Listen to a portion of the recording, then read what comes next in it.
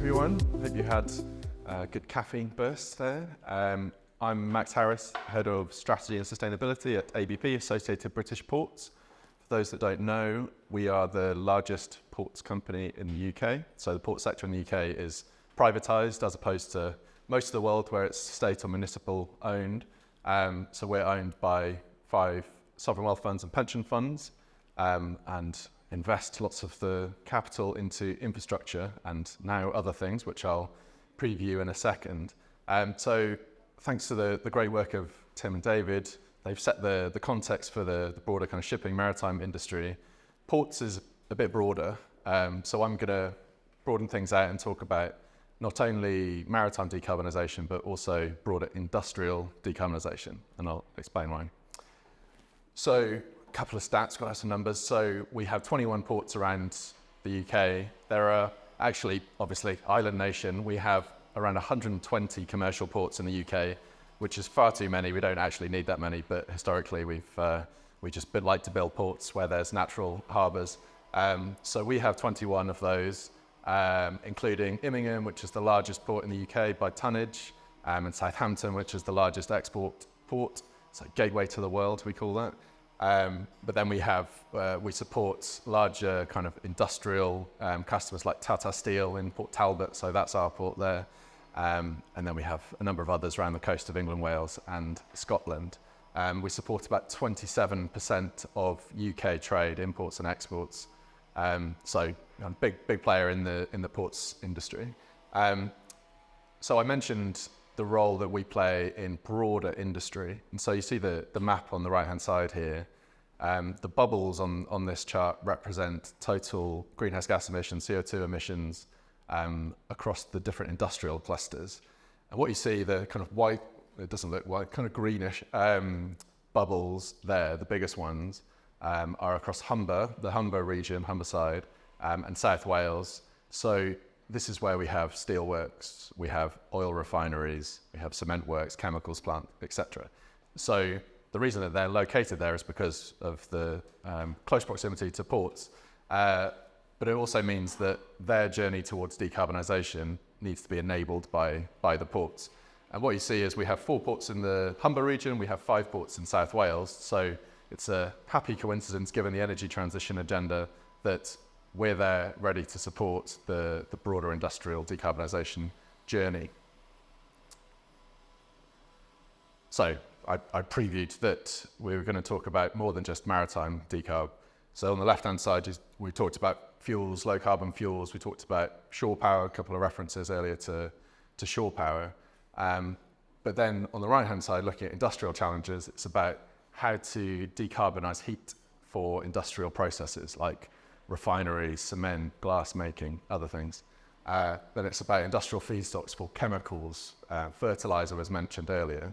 How do you go from grey ammonia to green ammonia to decarbonise fertiliser? Critical to decarbonise the food supply chain. And then how to decarbonise heavy equipment. That's a challenge for ports, but it's also a challenge for other heavy industry. And how these different circles intersect, got to have a Venn diagram, is about these different energy vectors. So we've talked a lot about hydrogen, we talked about ammonia, we talked about e-methanol, but then also access to green power is critical to so much of the decarbonisation puzzle.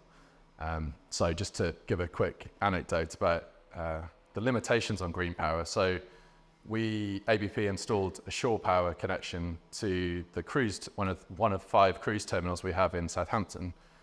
And there's actually 2 connectors, but you can only connect one cruise ship at a time, because if you connected another one, it would brown out the whole city of Southampton just because of the grid constraints that we face there. So with the best will in the world, we've invested in shore power, but we can't fully utilise it at this point. We're obviously working closely with local stakeholders to increase the capacity, but that's the sort of challenge that we face. And it's not just us. All ports around the UK and Europe who are very keen to support shore power find it difficult just because of grid constraints. Okay, so that's a bit about the scope of what we're talking about. So across these different energy vectors, power and molecules, what we need in order to make progress is large investment in infrastructure. So this is our core business. We invest in new jetties, new landside infrastructure. We deepen the channels to make sure that we can get the bigger ships in, all of that. That's our core business. But what we're increasingly looking to do is support technology deployment. So all of these different energy vectors are, fertile ground is greenfield to a large extent. So it needs a lot of support. And we think ports, well, particularly ABP, but I think other ports as well, can provide a significant amount of support for tech deployment in these energy vectors. So starting bottom left of this, so what do startups need? So the innovative companies that are really making progress towards more cost-efficient deployment of new energy types. So they need to refine their product market fit, so obviously proof of concept, pilot stages, and so we can support on that, and I'll come to that. In order to go down the cost curve, they need proximity to off-takers and suppliers, so they need to be co-located, ideally, in order for them to be more efficient and to increase the demand for their product. They need access to global demand, so if they really want to scale, if they want to work with the Maersks of this world, they need to have a global footprint. And so being located close to a port with the marine infrastructure to access global markets is going to be interesting. And then capital, obviously, so getting from seed through round A into round B is a challenge, certainly for UK startups. So having a line of sight about their growth journey is going to be a benefit. Now, what ABP is looking to do is use some of its land. So we have around 1,600 acres of development land around the Humber, Southampton, and in South Wales. And to put that into context, that's about 7 Hyde Parks. So huge amount of land that we can deploy for various cargo types and various commodity owners. We want to use some of that development land to support early stage or growth stage energy businesses, energy ventures. Now that, not only do we provide the land, but we also provide the access to our customer base with the large industrials. I mentioned the steelworks, the refineries, agri-bulks kind of products, liquid bulks.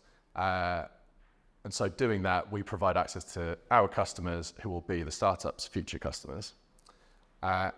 Obviously provide access to port infrastructure, so the marine infrastructure that provides access to global markets. And then finally, our core business is about building stuff. That's how we grow. So we know how to do project development, consenting, planning, permitting, all of that stuff, which is not a startup's core business. They should not be investing in those types of skill sets. They need to be refining their product to take it to market. So that's an area, that's a gap that we can quite easily fill because that's our core business. And then together, going up the triangle, that we can form different types of partnerships. So obviously we're looking into deploying kind of CVC type model over time, not necessarily from day one. But by the way, we haven't actually launched this yet. We're launching it next Wednesday, so this is an advanced preview. But over time we'll look to make equity investments. It might be sweat equity, so kind of land for equity, or it might be cash contribution as well. But then we can do go-to-market alliances. So if there's an opportunity to deploy technology in our port that supports our existing customer base, we'll absolutely explore that. So if that's mobile shore power, that means that you don't need to dig up the whole quayside and upgrade all of the local grid infrastructure in order to accelerate the journey towards shore power. For example, for crew transfer vessels for offshore wind to decarbonize that aspect of the supply chain. Absolutely, we'll look at that. It might be a traditional lease on our land. If the startup is well funded and can pay commercial rates for it, we'll do that. And as I said, it might be an equity investment. So those are the different kind of modes of collaboration that we're looking at. But we really see our proposition as a springboard for those startups to access off-takers, access suppliers, and then bring down the cost of their product and thus accelerate the demand side of those different energy vectors.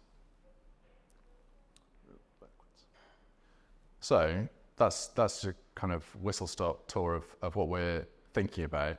And I wanted to broaden it out so that it's, ports are part of the maritime ecosystem, but actually touch so many different cargo types, different industries, all of which are linked by the decarbonisation challenge. So it's actually a fascinating time to work in ports, much more interesting than I thought when I first joined. So that's a bonus. But what I want you to think about, and this is completely self-interested, so forgive me, but it's fine, is if you're an investor, which portfolio companies that you work with do you think would be interested and would see value from being located at a port?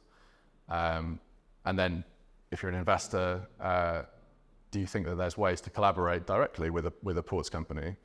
I won't preempt it. You come up with the answer. I've got a few ideas. But anyway, I'll shut up. That's it. Discuss. Really looking forward to any feedback and questions. Thanks.